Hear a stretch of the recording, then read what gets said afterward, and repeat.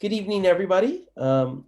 Welcome to our Engineering 24 Finding Undergraduate Research Opportunity information session. So this is a seminar course that's being offered fall, winter, and spring quarter. And this is our winter quarter information session for prospective students who would like to enroll or considering enrolling in the course for spring of 2021 quarter. My name is Will Herrera. I am director of the undergraduate research program. So good evening. And most of you probably know me by email because I'm the one sending weekly emails regarding the internship program and the research program that we have here at the School of Engineering. Um, so yeah, it's nice to meet some of you virtually, in virtual person. A couple of logistical items. I would like you to please mark yourself present. In the chat, there is an attendance link. So if you click that link, we will be emailing you a video of today's recording and the PowerPoint slides so that you don't feel like you have to take notes during the presentation. So do please complete that attendance link in the chat, okay? In addition, we have a poll that is going live on your monitor, on your screen, asking a little bit of information about you in the audience, so your major, you're in school, and things of that nature, okay? All right, so it's 5:05, so I'm gonna go ahead and move forward here with the presentation. We will be pausing the recording to take questions live, so you can unmute your mic at those times and ask your questions, or you can just type your question into the chat, and I will try and enter and address the question as we go through the slides. All right, so info session agenda. So here's what we're going to cover. We're going to go over the course objective and kind of the whole purpose of the class, the different components of the class. So what is, what are the different assignments and the different learning objectives for the class. And then what I feel are the benefits of taking this Engineering 24 course. And then we'll close up the second half of the presentation with really the course outline and going like a week by week breakdown of what's going to be covered every week, and more importantly, what are the assignments, so that you have a good understanding of what you're getting yourself into in enrolling in this Engineering 24 class. And of course, we're going to be covering the grading, which is pretty straightforward. It's a pass, no pass class, but definitely want to go over the expectations. I certainly don't ever want to not pass somebody. So I want to be clear about what the course entails. It's a very interactive course, so attendance and in-class participation is essential to success in the class. So I'll cover that when we get into course grading. And then hopefully at the end, if you're still interested, we'll talk about enrolling in the class. And in total, I don't think, I'm hoping to get through everything in about 35 to 45 minutes. Okay, all right, so let's move right into the first portion, which is the course objective. So this is a very hands-on class. This is not a theoretical class where I'm going to be lecturing at you or, lecturing at you for 2 hours. That's not what this class is about. It's a very practical, very hands-on class. The purpose of this class is to go in depth and teach undergraduate students how to solicit a research lab, so how to search and find a research lab, how to solicit a research lab, how to secure a research lab, and then also how to onboard and begin doing research. So, we go over kind of towards the end of the course of the 10 weeks, we talk about, assuming you do get accepted into a research lab, how do you quickly onboard and get caught up to speed, so to speak, in doing research. So that is the objective of the course. So it's very practical, very hands-on. The different components of the class, as you will see, again, very hands-on. Everything we do in this class, we do because we feel that it's required for you to, again, find a research lab, apply to a research lab, and secure a research lab, and then begin doing research in that lab. So that's the whole point of what we're doing here. So every assignment you see here, every component of the course is geared towards that one objective. So we will be covering resume, CV, cover letter, And we have added LinkedIn also to the course components. We also talk about elevator pitch and how to introduce yourself when you first meet a faculty member or a graduate student and want to talk to them about joining their research project. And of course, we go over the specifics on how to solicit and how to successfully secure a lab position.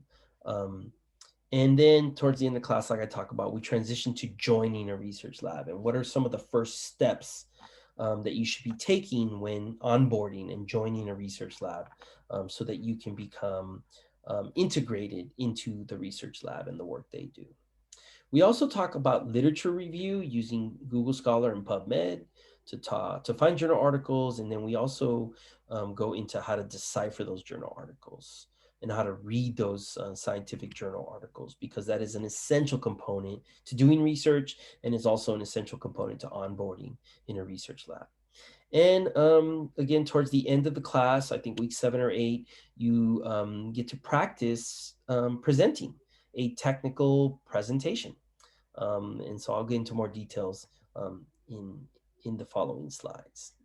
But we also talk about applying to formal research programs and how to actually get paid to do research, because there are many paid research opportunities out there. So that's also part of what we cover in the class. So you can probably start to glean already some of the benefits of being in this course, just from the components and kind of the different things that we cover. So um, one of the most important pieces of the class, I think, like I mentioned, is very interactive. And so you will be getting every class meeting.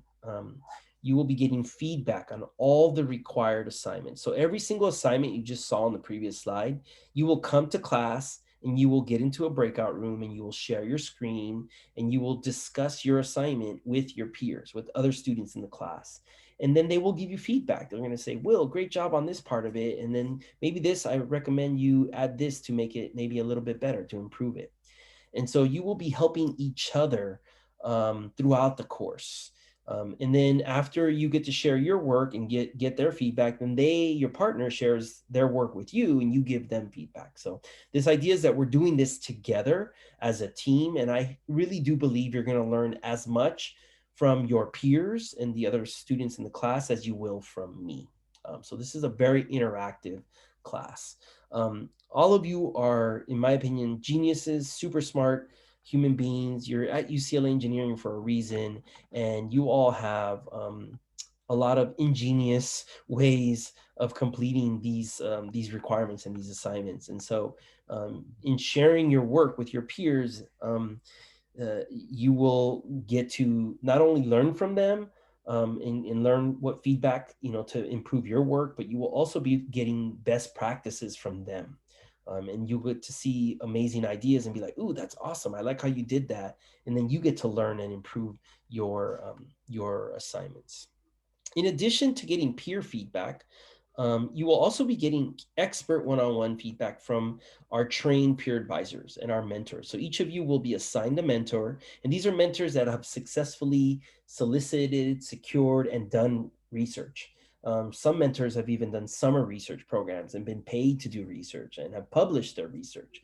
So these are upperclassmen who have a little bit more experience, and so they will be reading all of your assignments and providing you one-on-one feedback. And again, this is a pass, no pass class. So this is not about a letter grade. And I'll talk about this when I get to the grading piece, I guess, in more detail, but it's not about, getting an A or a C or whatever. It's about getting really good feedback, detailed feedback to help you improve, to make your work better, right? So that's what this is all about. And it's all about refining and honing these skills. And the way we see it is you do it in a very low stakes environment, right? All of us are peers in this class. Nobody here, there's no hierarchical relationship where you're super nervous and you're talking to like a world-renowned professor and you're scared and, you're nervous. No, this is just, you're sharing with your peers, other students in the class. And so it's a very low stakes environment. And I think it's conducive to you practicing, right? And because that's what this is all about.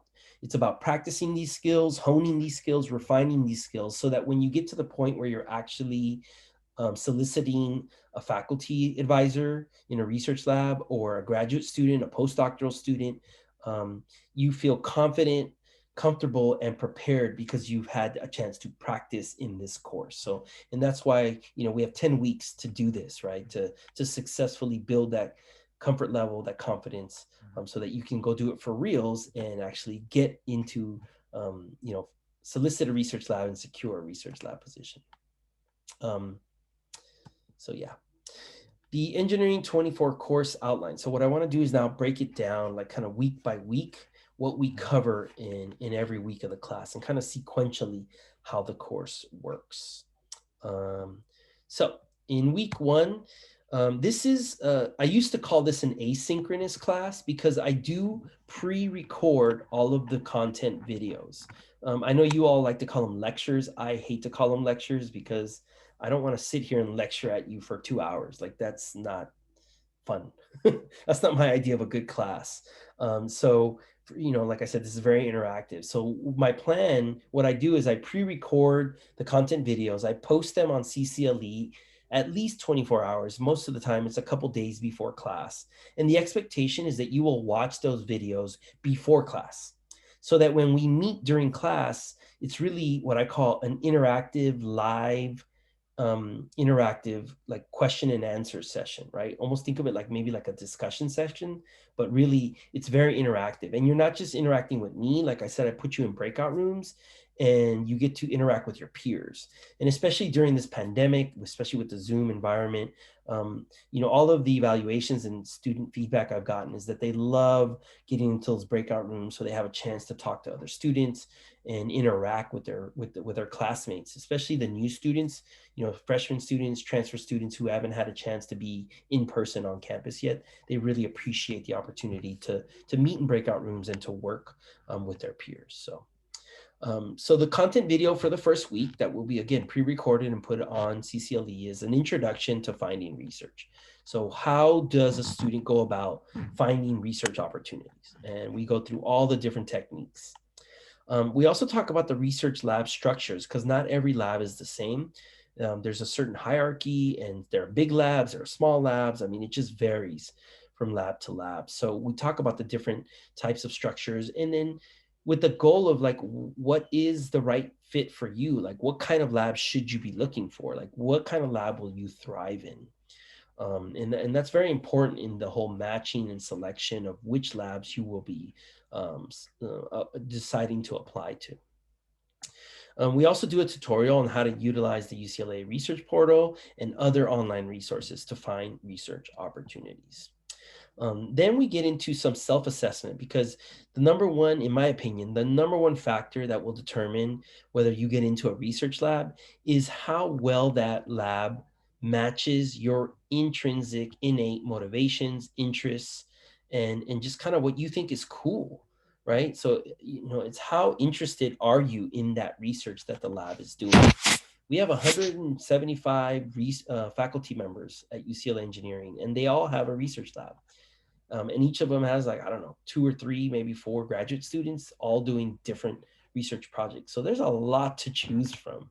There's a lot of different research projects out there. So finding the perfect match is really the key. So that's what this Ikigai and Focus 2 assessment are all about. It's all about understanding, and the Myers-Briggs, it's all about understanding you and what you're interested in and what motivates you and what, and what kind of lab you think you might thrive in. So that's all the content videos that we cover in week one. Then in class, we have those interactive activities, right, in the breakout rooms, where you will kind of share your results from all of these, well, actually that's week 2. In week 1, what you do is you just reflect on your research interest without doing all of the assessments. You just say, I kind of think I'm interested in this. This is why I chose my major, and this is what I think this major is about, and what I'm interested in doing. And so you have some peer discussions in the breakout rooms on your research interests. And then, of course, every week we're going to have homework.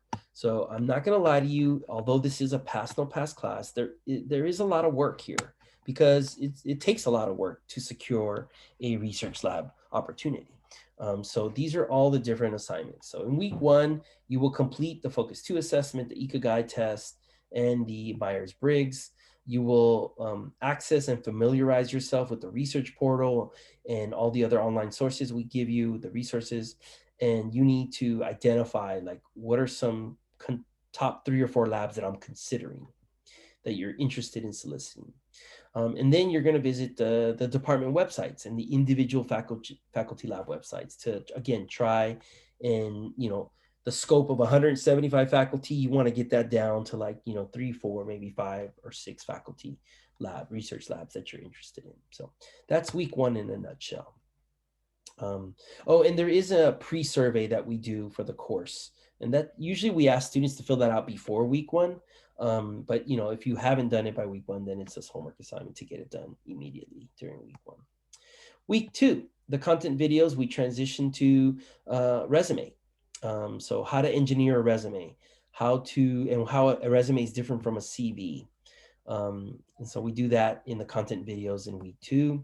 In class, you then share out the homework that was due from last week, right? So you get into breakout rooms and you share all of your personality tests, the assessments, and you decide on how you think those assessments will help you pick a perfect match in a research lab. And then we also score sample resumes. So I give you some sample resumes and some sample CVs, and there's a rubric for all of the homework assignments. So we kind of give you a checklist of all the things that we consider are super important to have on a resume and CV. And we give you some samples and we say, use the rubric to score them so that you get an idea of what makes, reading 5 resumes, which one's good, which one's better, and which one's the best, right? So we do that in class in the breakout rooms. For homework for week 2, you work on your resume. So you create 3 drafts of your resume, right? You shouldn't have just one resume that you submit to all 3 research labs. You should have a tailored resume. And that's one of the things we talk about in the videos, right? So you are asked to create 3 distinctly different resumes for 3 different research labs that you want to solicit.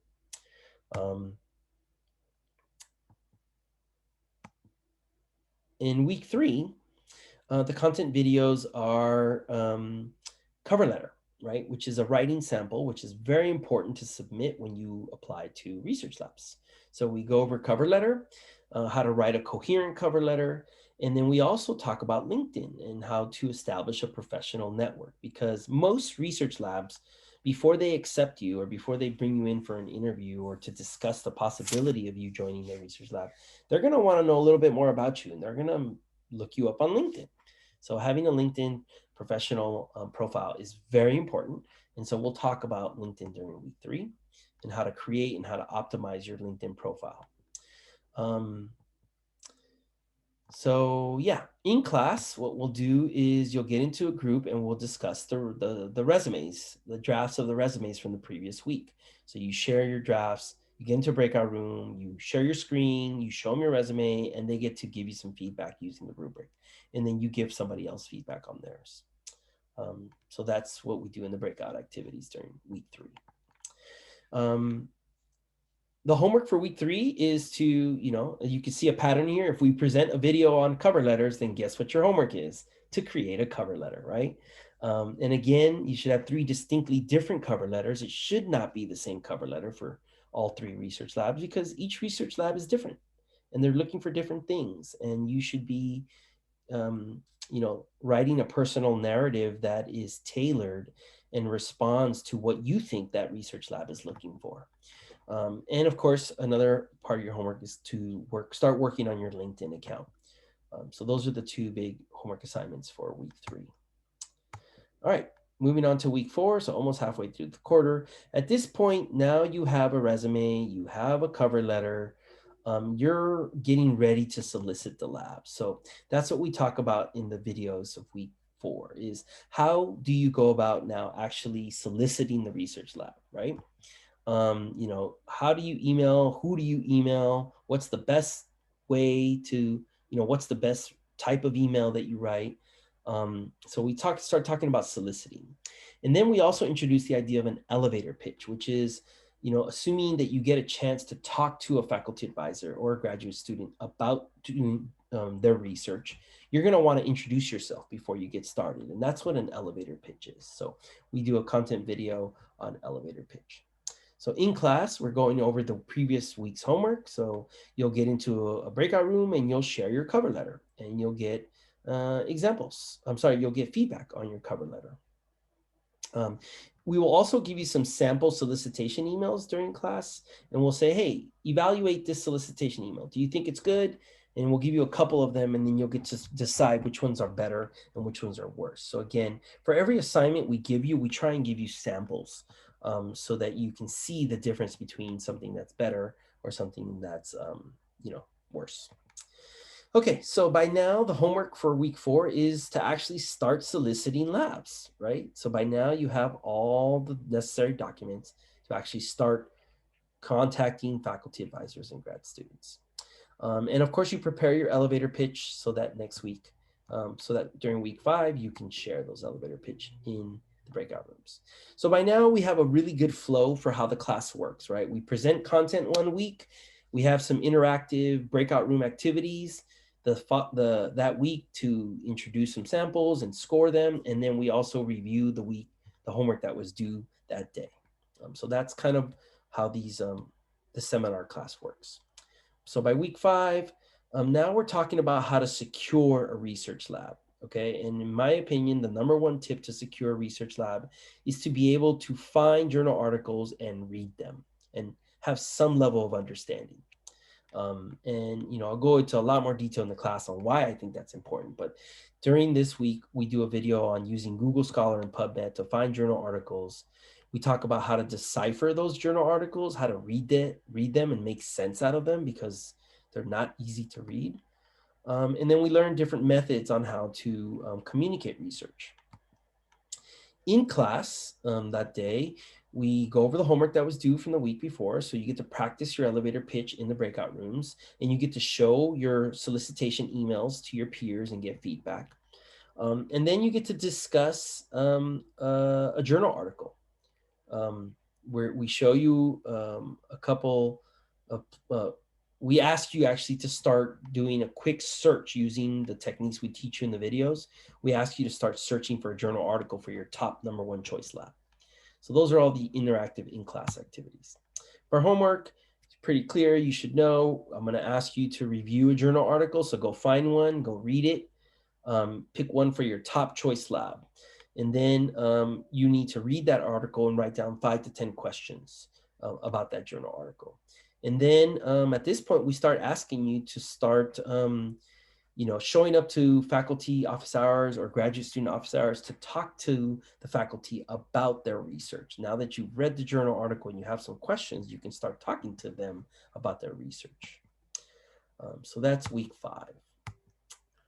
Okay, week 6, now we get into really, what's gonna get you to secure the research lab, to be selected and to be invited to join a research lab.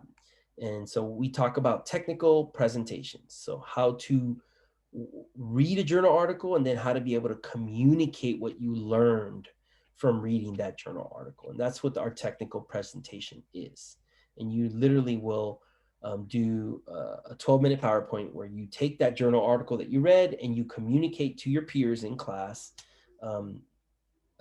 what you understood from reading that journal article. And of course, what you're doing is practicing how to present research, which is an essential skill to doing research. And it's a skill that many research labs really value. And in my opinion, if you can demonstrate some introductory level of skills in presenting research and in reading research journal articles, then you are making yourself a highly sought after undergrad researcher. And many labs will then want to have you in their research lab. In class, we're going to review homework from the week before. So you bring your journal article, you say, look, here's the article I picked. I read it, here are my questions, and then you debrief that with your peers, and they do the same with you.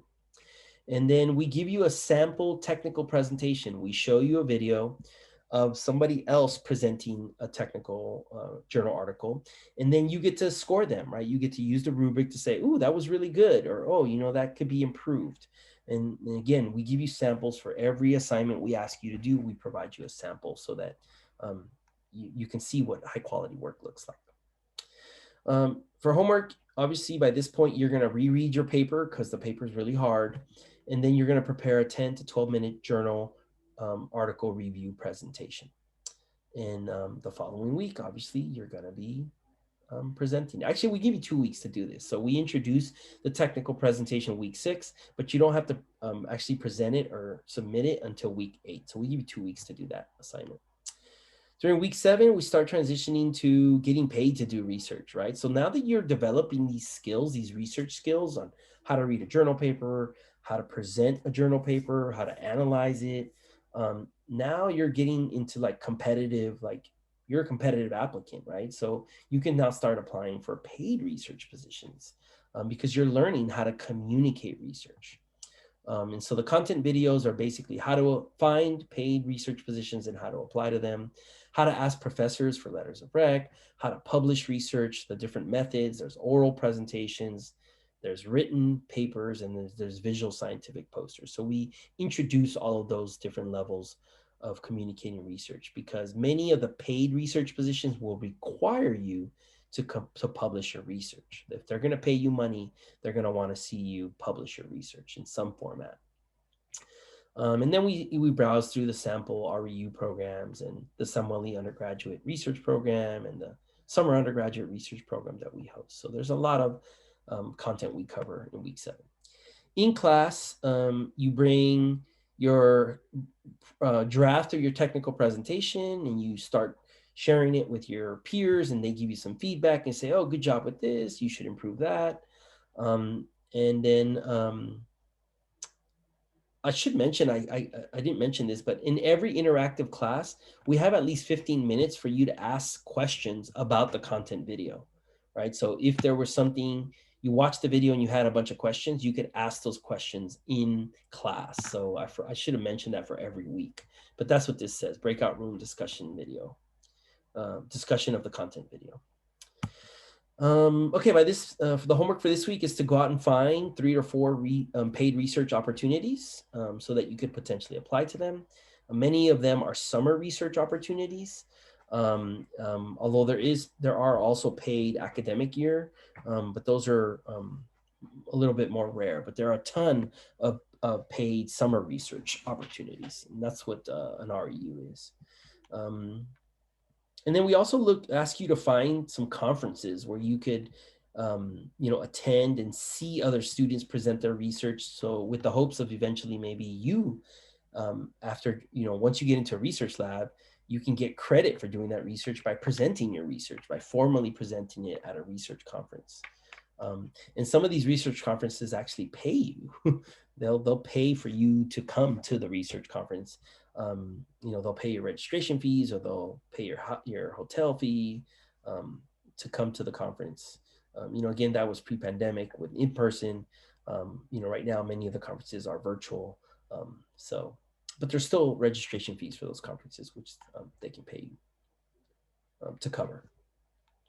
Okay, and then we get to week 8 where we start doing some live technical presentations. And so in class, we'll have some students go live with their Zoom video and they have their PowerPoint display like I'm doing now, and they present a 12-minute PowerPoint presentation of the journal article that they read. And so we do that during week 8. And of course, we provide the presenters with feedback and we, applaud their strengths and we help them improve any areas, that we think they can do a little bit better. So that's week 8.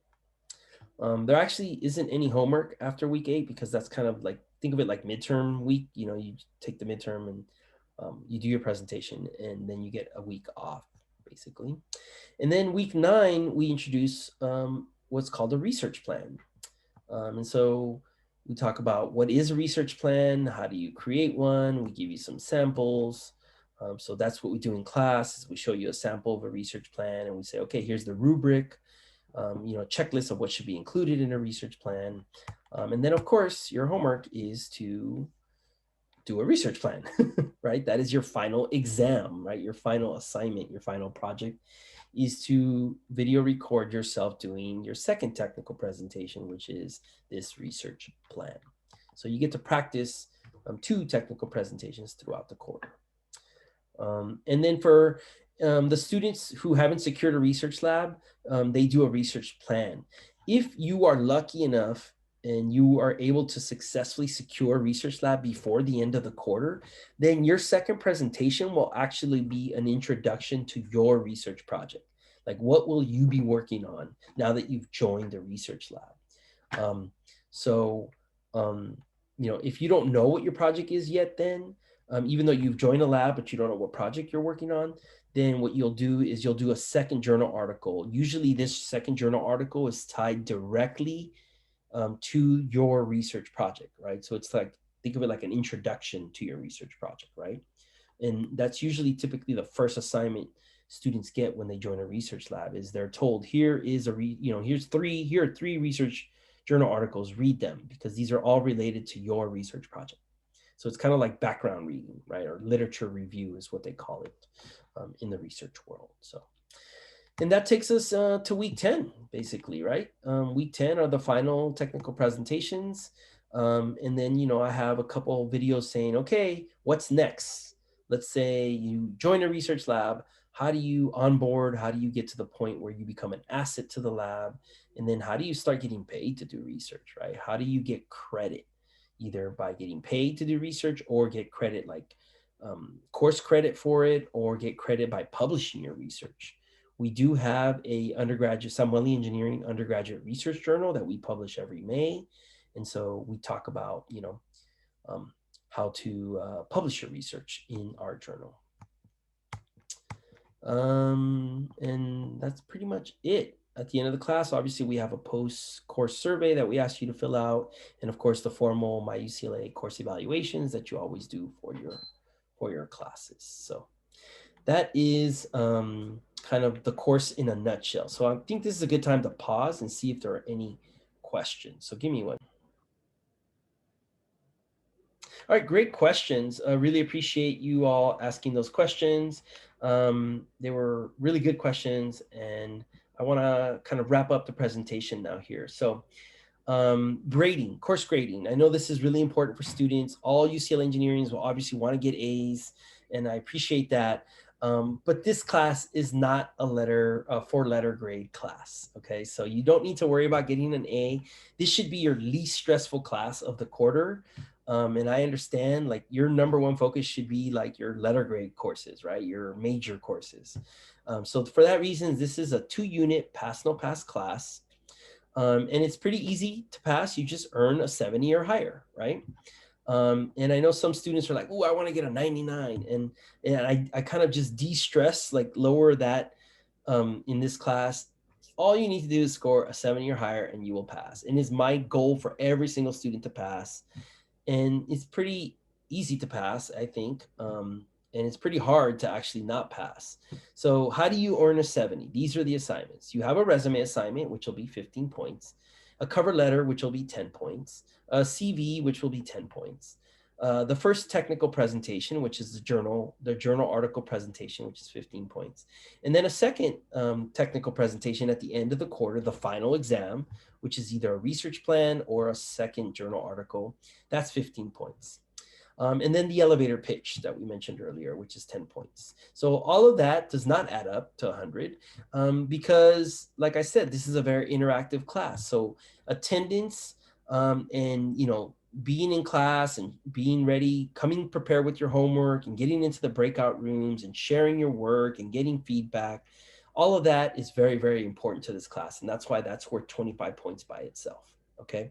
So as you can see, the point system is skewed to help you pass the class, okay?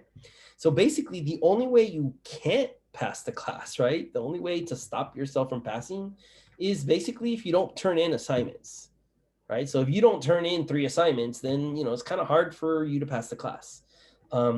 The good news is that, I'm very flexible and I work with students, especially during this pandemic. There's a lot of crazy stuff happening. So I'm very understanding. So if you can't turn something in like on time, it's not like you're going to get a 50-point deduction or something crazy, or like, I don't accept late work. That's not what this class is about, right? So, I will work with all students to turn in assignments. So as long as they're turned in and there's a decent effort, right? Like you can't turn in a resume and have like 2 lines on it. That's not a passing.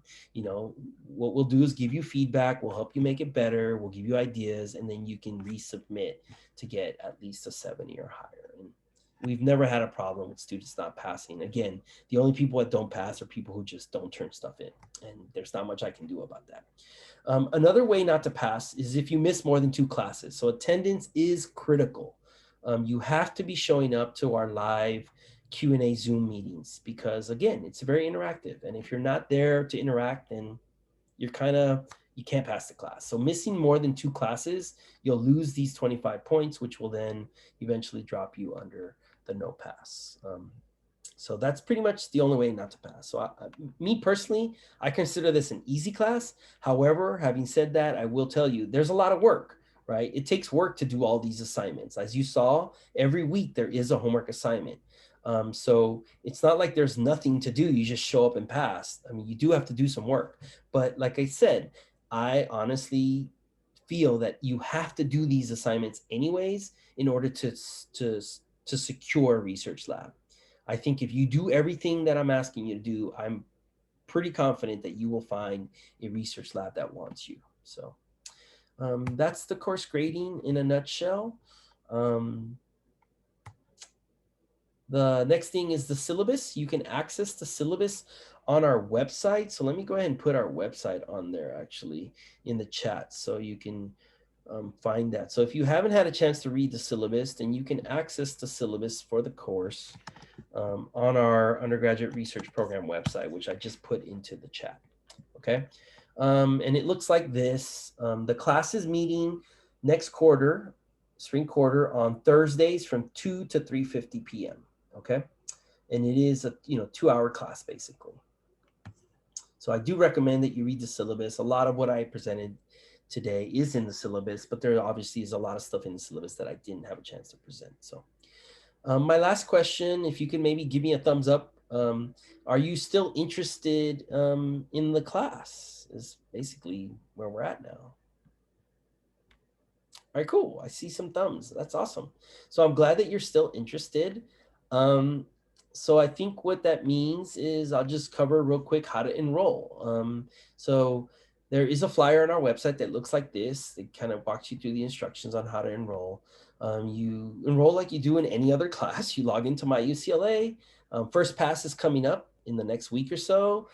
So once your first pass opens, you log on to My UCLA, you go to spring quarter, and the course is listed under engineering. So the subject area is engineering, and then you look for engineering 24, and you enroll for Thursday, 2 to 3:50 p.m. If there's a conflict, right? Let's say you have a major course that you need to take for engineering that conflicts with engineering 24 Thursday, then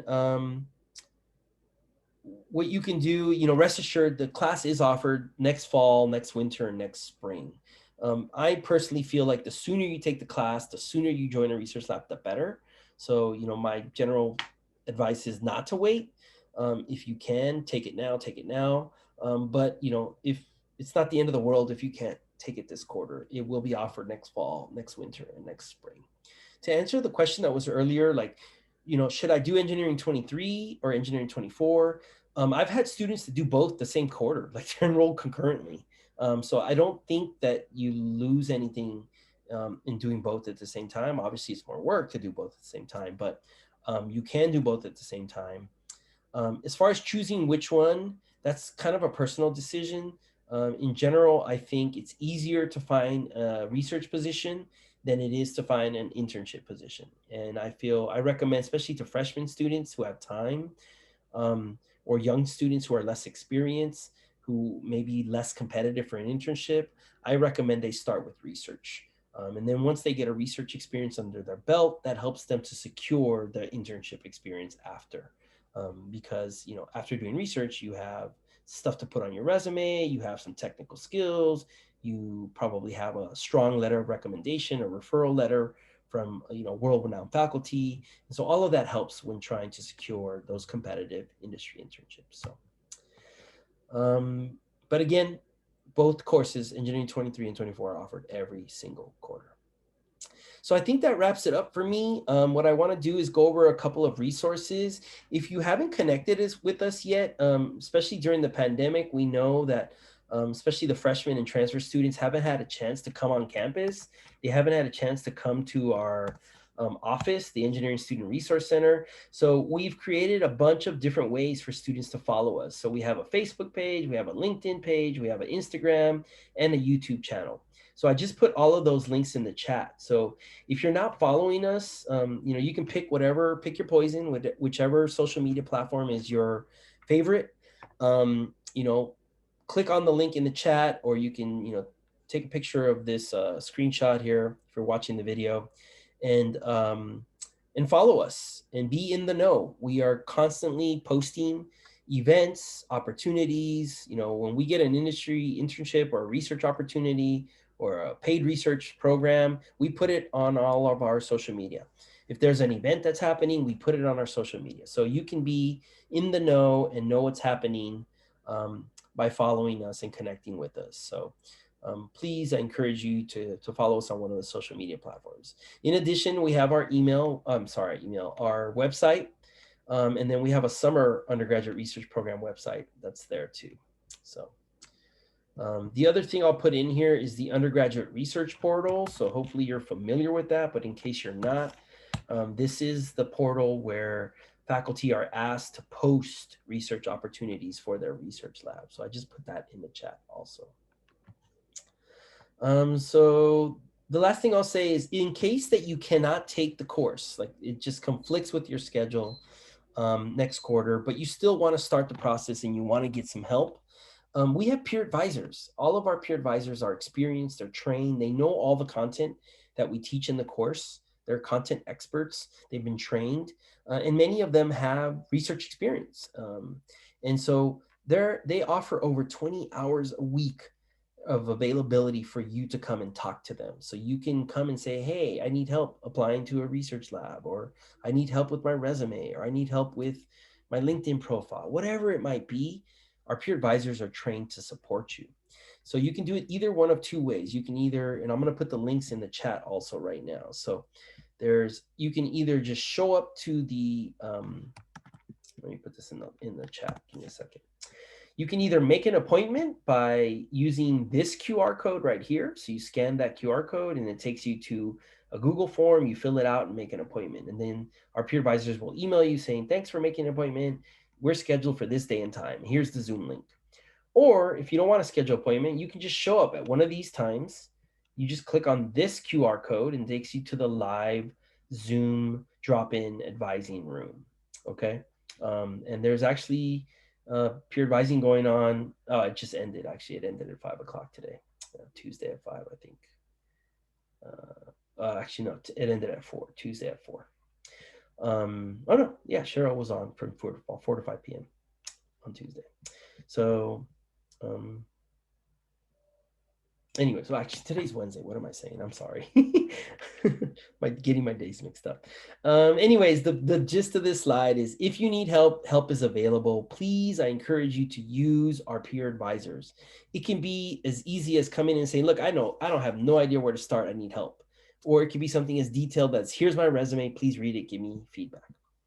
So they're available. So please use our peer advisors. So I think that's it for me. That wraps up my presentation. Thank you so much for your time and for watching. Yeah, engineer change through research.